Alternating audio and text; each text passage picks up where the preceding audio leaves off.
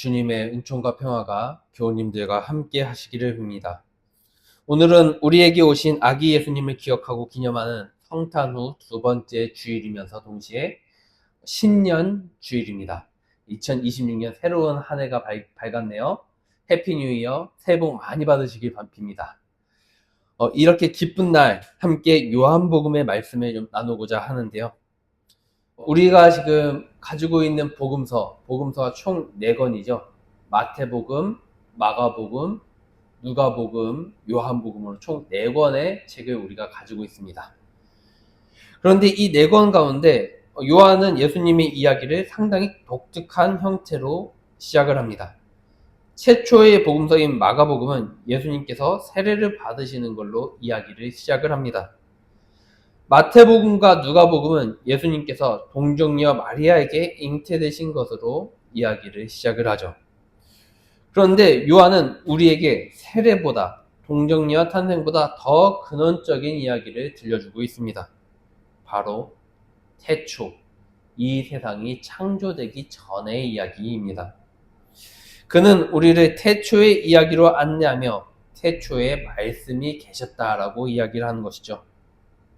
오늘 우리는 이 말씀을 통해 하나님께서 어떻게 우리에게 자신을 드러내 주셨는지, 그리고 그것이 우리의 삶에 어떤 의미인지를 함께 살펴보고자 합니다. 요한은 요한복음에서 이야기를 이렇게 시작을 합니다. 태초에 말씀이 계셨다. 그 말씀은 하나님과 함께 계셨다. 그 말씀은 하나님이셨다. 라고 이야기를 시작을 합니다. 여기서 이제 말씀이라고 이야기를 하는데, 이걸 원어가 이제 헬라어거든요. 헬라어로 로고스라고 적혀 있습니다. 로고스를 번역을 해서 말씀이라고 이제 번역을 한 거예요. 그럼 이 로고스는 무엇이냐? 당시 사람들에게 이 로고스라는 건 상당히 좀 익숙한 개념이었는데요. 그리스 철학자들이 많이 쓰는 개념이었습니다. 당시 이제 철학자들이 로고스라고 말할 땐 무슨 뜻이었냐면, 세상을 지배하는 이성적인 원리, 우주의 질서를 로고스라고 불렀습니다. 그러니까 세상이 돌아가는 그 원리, 뭔지 정확하게 우리가 알 수는 없지만 세상의 이치라고 말하면 좀 더 와닿는 표현일 것 같은데요. 세상의 이치를 보고 철학자들은 로고스라고 불렀다는 거죠. 혼돈 속에서 질서를 만들어내는 원리, 그것을 로고스라고 부른 것입니다.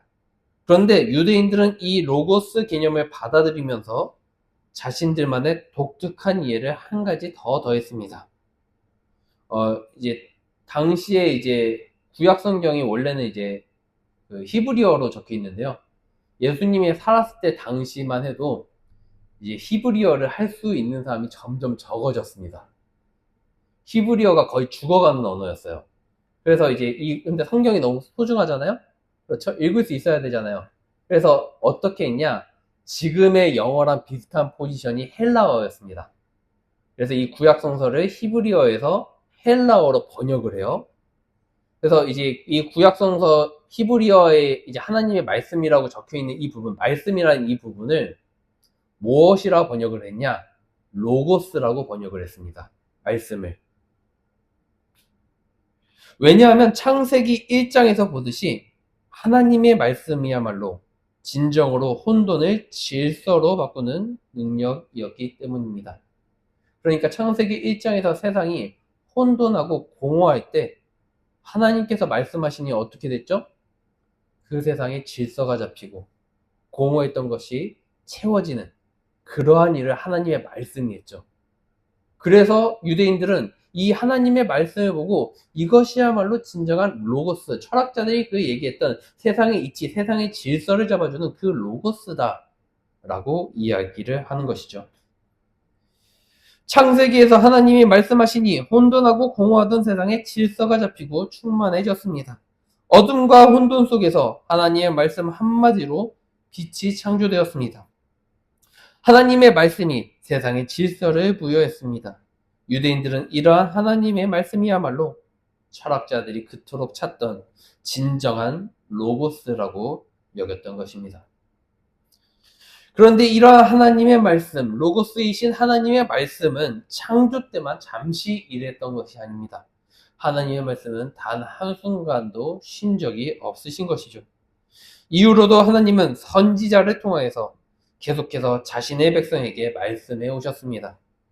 이사야 선지자를 통해, 예레미야 선지자를 통해, 아모스 선지자를 통해 하나님은 계속해서 쉬지 않고 말씀하셨습니다. 이러한 말씀을 통해 하나님은 이스라엘에게 참된 질서, 곧 은혜와 진리가 충만한 평화를 이루고자 하신 것이죠. 하나님이 말씀을 통해 이루시고자 하는 참된 평화, 은혜와 진리가 충만한 삶, 은혜 위에 은혜가 더해지는 삶을 이루고자 하신 것입니다. 그리고 그것은 오늘을 살아가는 우리도 마찬가지입니다. 오늘 우리는 계속해서 성경을 읽어나갑니다. 하나님의 말씀이라고 우리가 믿고 있는 이 성경을 우리는 읽어나가죠. 그런데 읽기만 합니까? 아니죠. 우리는 읽기만 하는 것이 아니라 우리는 해석을 해나가며 그거를 설교로서 또 듣고 있습니다. 그렇죠? 제가 설교를 하는데 그냥 성경 구절을 그냥 있는 그대로 읽기만 해드리는 것이 아니잖아요. 그렇죠? 읽고 그걸 어떻게 해드리고 있나요? 지금 해석해서 여러분들에게 들려드리고 있죠. 그렇죠? 하나님의 말씀이 오늘 나의 삶에 무엇을 말하는지 우리가 설교를 통해 듣고 있는 것입니다. 이런 점 때문에 20세기 위대한 신학자 칼바르트는 설교를 보고 선포된 말씀이라고 이야기를 했습니다. 설교는 단순히 설교자 개인의 해석에서 끝나는 것이 아니라 설교를 통해 하나님께서 자신을 드러내주고 계시는 것이죠. 설교를 통해 하나님께서 오늘 우리에게 말씀해주고 계신 것입니다. 제가 이런 얘기를 하는데 한 가지 좀 조심해야 할 것이 하나 있을 것 같습니다.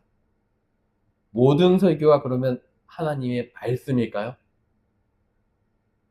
앞에 나와서 목사라는 직함을 달고 전도사라는 직함을 달고 앞에 나와서 아무 이야기나 해도 그게 하나님의 말씀일까요? 모든 설교가 그냥 하나님의 말씀이 되어지는 건 아닙니다.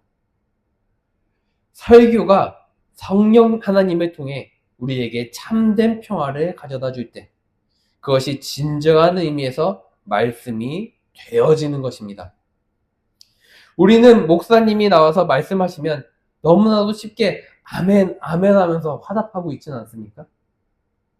그러나 은혜와 진리가 없는 설교, 우리를 분열시키고 정죄하기만 하는 설교, 하나님의 사랑보다 인간의 율법을 강조하는 설교는 아무리 성경 말씀을 많이 인용한다 해도 하나님의 말씀이 아닌 것입니다. 반대로 성령님께서 역사하셔서 우리에게 은혜와 진리를 경험하게 하는 설교, 우리를 하나님과 화해시키고 서로를 화해시키는 설교, 그것이 참된 말씀이 되어지는 것이죠. 그런데 좀 생각을 해보십시오. 이게 과연 가능한 일일까요? 이게 가능한 일일까요? 이건 기본적으로 불가능한 일입니다. 어떻게 이 전도사라는 사람이 한 주간 아무리 열심히 했다 한들 한 주간 준비한 말이 하나님의 말씀이 될 수 있겠습니까? 어떻게 연약하고 죄 많은 인간의 입술을 통해 하나님의 음성이 들려질 수 있겠습니까? 이것은 기본적으로 불가능한 일입니다. 아무리 열심히 기도로 준비했다 한들 그것은 기본적으로 하나님의 말씀이 아니라 설교를 하고 있는 설교자의 말이기 때문입니다. 그러나 우리는 이미 그보다 더 큰 기적을 알고 있습니다. 태초에 일하셨던 그 말씀이 인간을 기꺼이 품어주신 사건을 우리는 이미 알고 있습니다. 14절은 우리에게 이렇게 선포합니다. 말씀은 육신이 되어 우리 가운데 사셨다. 우리 가운데 사셨다. 이걸 헬라어 원문으로 직역을 하면 이렇게 직역이 됩니다. 우리 가운데 장막을 치셨다.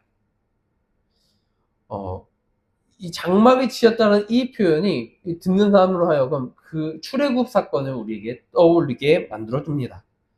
광야를 지나던 이스라엘 백성 가운데 성막이 세워졌고 그것에 하나님의 영광이 임재하셨습니다. 하나님께서 자신의 백성 가운데 장막을 치시고 함께 사신 것이죠. 그런데 이번엔 어떻습니까? 장막이 아닙니다. 성막이 아닙니다. 완전한 인간의 몸으로 우리 곁에 주님께서 오셨습니다. 말씀은 육신이 되셨습니다. 창조주 하나님께서 피조물의 몸을 입으셨습니다. 영원하신 분이 시간 속으로 들어오셨습니다. 무한하신 분이 유한함의 한계를 기꺼이 받아주셨습니다. 요한은 증언합니다. 우리는 그의 영광을 보았다. 그것은 아버지께서 주신 외아들의 영광이었다라고 말이죠. 사람들은 그분을 보았습니다. 그분과 함께 먹고 마셨습니다. 그분의 손을 잡았습니다. 그분의 음성을 들었습니다. 말씀은 육신이 되어 우리 가운데 오셨습니다. 이제 그들은 하나님을 보았고 하나님을 알게 되었습니다. 이것이 얼마나 획기적인 사건입니까? 왜냐하면 지금까지 아무도 하나님을 본 사람이 없기 때문입니다. 오늘 18절 말씀에서도 이것을 이야기합니다. 지금까지 하나님을 본 사람은 없다라고 말이죠. 모세조차도 하나님을 직접 보지 못했습니다. 시내산에서 하나님을 뵙기를 간절히 간구했던 모세이지만 그가 본 하나님의 모습은 뒷모습인 등뿐이었습니다. 누구도 하나님을 보고 죄인으로서 살 수 없기 때문입니다. 그런데 더 심각한 것은 우리가 어둠 속에 있었다라는 것입니다. 빛이 비추었습니다. 주님의 참된 빛이 비추어졌습니다. 그런데 우리는 그것을 알아보지 못합니다. 우리는 어둠 속에 있었기 때문입니다. 생각해 보십시오. 창조주께서 피조물에게 오셨습니다. 그런데 피조물이 창조주를 알아보지 못합니다. 하나님께서 자신의 백성에게 오셨습니다. 그런데 그 백성이 하나님을 맞아들이지 않았습니다. 이것이 어둠의 실체입니다. 우리가 눈이 멀어서 우리의 마음이 완악해서 빛이 와도 알아보지 못하는 것, 그것이 바로 어둠인 것이죠. 그러나 이 어둠의 힘에도 불구하고 오늘 말씀은 놀라운 복음의 메시지를 우리에게 들려줍니다. 12절에서 이렇게 이야기하죠. 그러나 그를 맞아들인 사람들, 곧 그 이름을 믿는 사람들에게는 하나님의 자녀가 되는 특권을 주셨다라고 말이죠. 우리가 어둠 속에서 빛을 깨닫지 못했습니다. 그러나 그 빛은 계속해서 쉬지 않고 우리를 비춥니다. 포기하지 않으십니다. 그리고 마침내 우리 중 어떤 이들은 그 빛을 맞아들였습니다. 그 이름을 믿게 되는 것이죠. 그런데 이것이 우리의 능력이니까 우리의 공로였습니까? 아니죠. 13절은 분명하게 이야기합니다. 그들은 혈통으로 난 것이 아니요 육정으로 난 것도 아니요 사람의 욕망으로 난 것도 아니고 하나님에게서 난 것이다 라고 우리에게 분명하게 이야기를 해줍니다. 우리가 빛을 볼 수 있게 된 것은 하나님께서 우리를 다시 나게 하셨기 때문입니다. 하나님께서 우리에게 그 빛을 볼 수 있는 눈을 주셨기 때문입니다.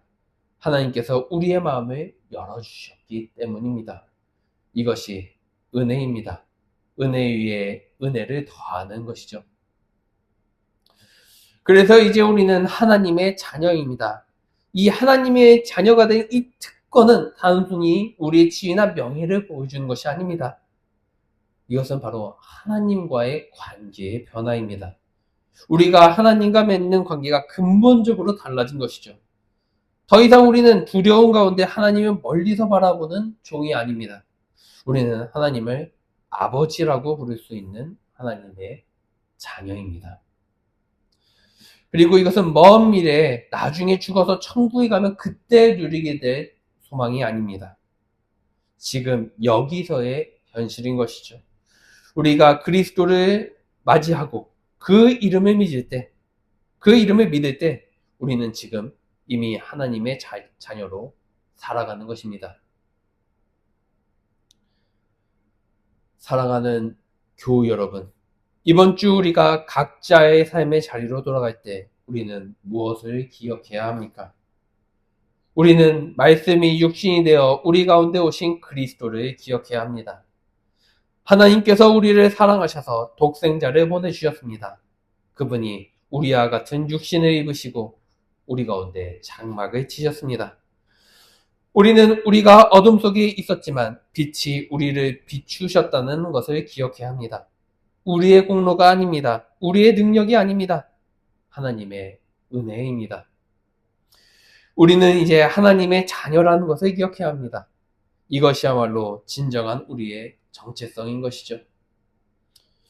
이번 주 직장에서, 가정에서, 학교에서 어둠이 짙게 느껴질 때가 있을 것입니다. 빛이 보이지 않은 것 같을 때가 있을 것입니다. 그러나 기억하십시오. 빛은 단 한순간도 우리를 비추지 않은 적이 없습니다. 어둠은 빛을 이기지 못합니다. 그러니 어둠에 잠식되지 마시고 빛에 의존하십시오. 참된 빛이신 그리스도께 의존하십시오. 우리는 이미 그 빛을 맞이한 사람들입니다. 오늘 제가 전한 이 설교가 단순히 한 개인의 성경 해석으로 끝나지 않기를 소망합니다. 설교는 선포된 말씀입니다. 오늘 이 시간 성령님께서 이 연약한 설교를 통해 여러분 각자에게 말씀해 주시기를 바랍니다. 여러분이 오늘 들은 것이 단지 제 목소리가 아니기를 바랍니다. 오히려 이 설교를 통해 여러분이 하나님의 음성을 듣기를 소망합니다.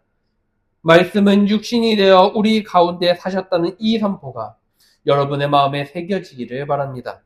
여러분이 하나님의 자녀라는 이 진리가 성령님을 통해 여러분의 실제가 되기를 기도합니다.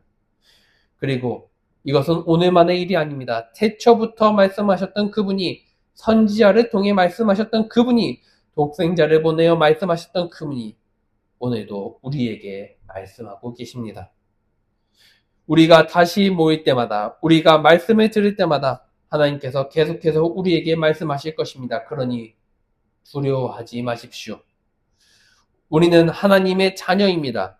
은혜 위에 은혜를 받은 사람들입니다. 이번 주도 담대히 나아가시길 바랍니다. 우리 가운데 거하시는 그리스도와 함께 빛을 따라 걸어가시는 우리 두란노교회 교우님들이 되시기를 간절히 소망합니다. 아멘.